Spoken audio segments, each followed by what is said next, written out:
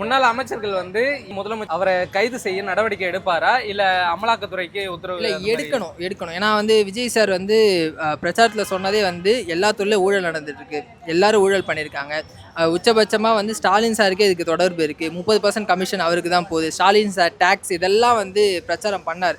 இப்போ அவர் ஆட்சிக்கு வந்துட்டார் அப்படின்னும் போது யார் யாரெல்லாம் ஊழல் பண்ணியிருக்காங்க, அதில் யார் யாருக்கெல்லாம் தொடர்பு இருக்குது, எந்தெந்த துறையெல்லாம் ஊழல் நடந்திருக்கு அப்படின்னு வெளிப்படை தன்மையோடு விசாரித்து அது யாராக இருந்தாலும், அது எம்எல்ஏவாக இருக்கலாம், இல்லை முன்னாள் மினிஸ்டராக இருக்கலாம், இல்லை முன்னாள் முதலமைச்சராகவே கூட இருக்கலாம், அவங்க ஊழல் பண்ணியிருக்காங்க, லஞ்சம் வாங்கியிருக்காங்க, முறைகேடுகள் பண்ணியிருக்காங்க அப்படின்னா கண்டிப்பாக அரெஸ்ட் பண்ணணும், பண்ணுவார்னு நம்புகிறேன். மக்களோட எதிர்பார்ப்பும் அதான் இருக்குது. ஏன்னா அதுக்காக தான் அவருக்கு வாக்களிச்சிருக்காங்க. அவர் நல்லது பண்ணுவார், ஒரு மாற்றத்தை கொண்டு வருவார் அப்படின்னா. இதுக்கு முன்னாடி திமுகவாக இருக்கட்டும், அதிமுகவாக இருக்கட்டும், சும்மா சொல்லுவாங்க நாங்கள் அந்த ஊழலை விசாரிப்போம், இந்த ஊழலை விசாரிப்போம் அப்படின்னு சொல்லுவாங்க. ஆனால் மாற்றி மாற்றி நடவடிக்கை எடுத்துக்க மாட்டாங்க. ஏன்னா அவங்க 2 பேருக்கு உள்ள கூடிய அண்டர்ஸ்டாண்டிங், நீ வந்தால் நான் உன்னை தொட மாட்டேன், நான் வந்தால் நீ என்னை தொடக்கூடாது அப்படின்றது தான் இதுவே தவிர. பட் 2 பேரும் இல்லாமல் இன்றைக்கி ஒருத்தர் வந்திருக்காரு அப்படின்னா கண்டிப்பாக மக்கள் எதிர்பார்ப்பு இருக்குது, அதை கண்டிப்பாக நடத்துவார். அதுக்கான டைம் வேணும், அதுக்கான ப்ராப்பர் எவிடன்ஸ் வேணும், அதெல்லாம் கலெக்ட் பண்ணிட்டு இருப்பாங்க. கண்டிப்பாக அது நடக்கும்.